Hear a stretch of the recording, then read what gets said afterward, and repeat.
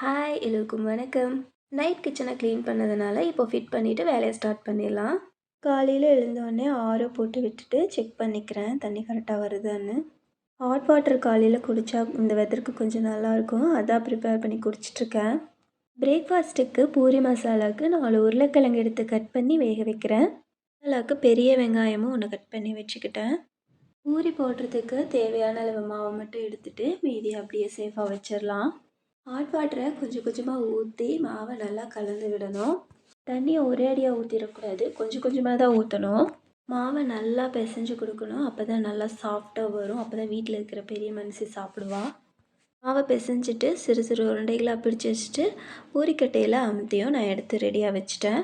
அப்படியே நம்ம குழம்பு ரெடி பண்ண வந்துக்கலாம். கடுகு, பட்டை, கிராம்பு, சோம்பு இதெல்லாம் போட்டதுக்கப்புறமா பெரிய வெங்காயம் நீள நீளமாக கட் பண்ணது, வேக வச்சு மசிச்சு வச்ச உருளைக்கிழங்கு, கடலமா பேஸ்ட்டையும் போட்டால் குழம்பு சூப்பராக ரெடி ஆயிரும். நம்ம இப்போ பூரி போட வந்துடலாம். சாஃப்டாக மாவு பிசைஞ்சதுனால பூரி நல்லா உப்பி உப்பி வந்திருக்கு. அதனால தான் பாப்பா நல்லா சூப்பராக இருக்குதுன்னு சொல்லி சாப்பிட்டா. ஸ்கூலுக்கு அனுப்பி வச்சதுக்கப்புறமா வெளியில் போகிற வேலை இருந்தது, போயிட்டு வந்துடுறேன். போயிட்டு வந்ததுக்கப்புறமா நம்ம வீட்டில் கதவு ஜன்னலெல்லாம் நல்லா ஓப்பன் பண்ணி வச்சுட்டு காற்றோட்டம் நல்லா கிடைக்கணும்ல, அதுக்கப்புறம் நம்மளுடைய ரொட்டீன் வேலையை ஆரம்பிக்க ஸ்டார்ட் பண்ணிடலாம். கழுவி வச்ச பாத்திரத்தை எல்லாம் எடுத்துகிட்டு போய் வெளியில் வச்சு காய வச்சு எடுத்துகிட்டு வந்து வச்சா தான் என் மனசே ஆறும். டெய்லி இல்லைனாலும் அப்பப்போ இந்த மாதிரி செஞ்சுக்கிட்டோம்னா பாத்திரம்லாம் நல்லாயிருக்கும். பால் சூடு பண்ணலான்னு சொல்லிட்டு போயிட்டு வந்த கேப்பில் பால் பொங்கி வந்துருச்சு.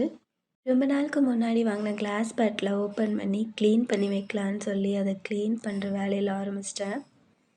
சின்னதாக நீட்டாக காம்பேக்டாக நல்லா தான் இருந்தது பார்க்குறதுக்கு. க்ளீன் பண்ணுறது முக்கியம் இல்லை, அதை பத்திரமா எடுத்து கொண்டு போய் வெளியில் காய வச்சு அதை பத்திரமா எடுத்துகிட்டு வந்து வைக்கிறது தான் எனக்கு பெரிய வேலையே. ஸோ அதை நான் பத்திரமா எடுத்துகிட்டு போய் அதை நான் வெளியில் வைக்க போகிறேன். சரி, இது இருக்கட்டும். நம்ம கிரைண்டரில் மாவு போடணும், நம்ம அந்த வேலையை பார்க்கலாம். நார்மல் டம்ளரில் 5 டம்ளர் அரிசி, 3/4 டம்ளர் உளுந்து, 1 1/2 டீஸ்பூன் வெந்தயம் இதெல்லாம் சேர்த்து ஒரு 4 மணி நேரம் இல்லை 5 மணி நேரம் ஊற வச்சிங்கன்னா நல்லாயிருக்கும் அரைக்கிறதுக்கு. மாவெல்லாம் அரைச்சி முடிச்சதுக்கப்புறமா க்ளீன் பண்ணி நீட்டாக தொடச்சி கிடச்சி வச்சா தான் நெக்ஸ்ட் டைம் இந்த ஃப்ரெண்டு நம்மளுக்கு நல்லா கவனிப்பு கொடுப்பாங்க. இல்லை குளிப்பாட்டி விட்டதுக்கப்புறமா இன்றைக்கி தேவையான மாவையும் ஃப்ரிட்ஜுக்கு தேவையான மாவையும் ஸ்டோர் பண்ணி வச்சாச்சு. ஈவினிங் பாப்பா ஸ்கூல்லேருந்து வந்ததையும் அவள் ஸ்நாக்ஸ் வெளியிலே உட்காந்து சாப்பிட்ருக்கா. நைட்டுக்கு சிம்பிளாக தோசையும் சட்னியும் தான் ரெடி பண்ணியிருந்தேன். வேறு எதுவும் செய்ய தோணலைன்னா சட்னி செஞ்சிட்டோம்னா அவள் ஓரளவுக்கு சாப்பிட்ருவா. எனக்கு தான் கொஞ்சம் இறங்காது, அவளுக்கு கொஞ்சம் ரொம்பவே பிடிக்கும். ஸோ அந்த பாஸ்க்கு எது பிடிக்குதோ அது பிரச்சனை இல்லை செஞ்சிட்டோம்னா. முக்கால்வாசி எல்லார் வீட்லேயும் மாவு இருந்ததுன்னா தோசைகளை வச்சு உருட்டினா தான் நைட் ஃபீலே வருது. தோசை சாப்பிட்டதுக்கப்புறமா எல்லா பாத்திரத்தையும் கழுவி வைக்கிறேன், அப்போ தான் நெக்ஸ்ட் டேக்கு ஈஸியாக இருக்கும். சாப்பிட்டாச்சு, இப்போ நமக்காக உழைச்ச பாத்திரங்களையும் கொஞ்சம் கவனிக்கணுமே. பாத்திரம், அடுப்பு, கிச்சன் கவுண்டர் டாப் எல்லாத்தையுமே நம்ம க்ளீன் பண்ணலான்னு சொல்லிட்டு அந்த வேலையில் தான் இறங்கிட்டேன்.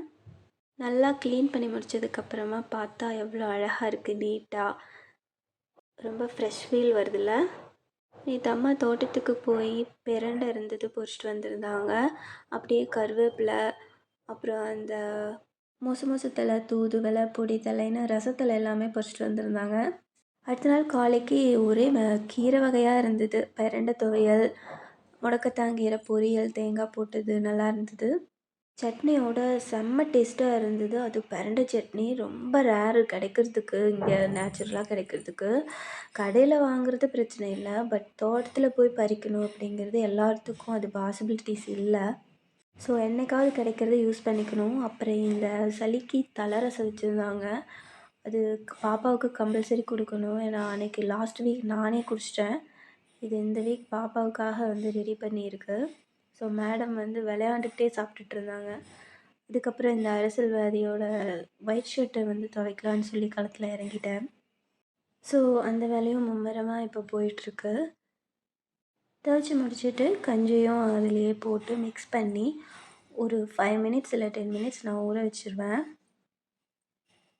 துணி காய போடுற இடத்துல ஃபுல்லாக ஹவுஸ்ஃபுல் ஆயிடுச்சு. ஸோ இங்கே தான் ஃப்ரெண்டில் தான் காய போடணும். ஸோ காய போட்டாச்சு.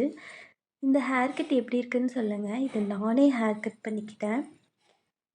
பண்ணதுக்கப்புறம் என்னோடய கசின் லைட்டாக அதை ஷேப் பண்ணி விட்டா. எப்படி இருந்ததுன்னு பார்த்துட்டு கமெண்ட்டில் சொல்லுங்கள். பாய்.